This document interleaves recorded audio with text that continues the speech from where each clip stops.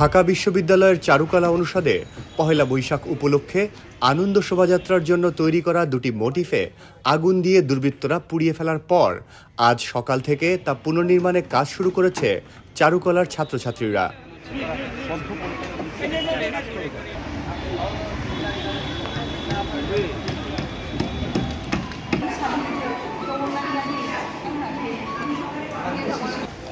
শোভাযাত্রার আর ২৪ ঘন্টার কম সময় বাকি আছে, তাই তাদের আত্মবিশ্বাস আর কাজের ব্যস্ততা এখন অনেক বেশি।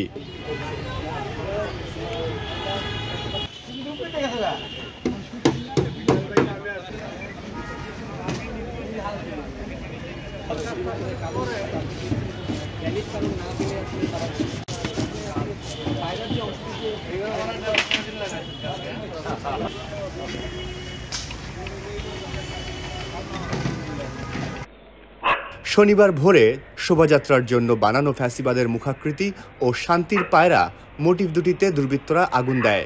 এর জন্য শান্তির পায়রা আংশিক পুড়লেও পুরোপুরি পুড়ে গেছে ফ্যাসিবাদের মুখাকৃতির মোটিফ।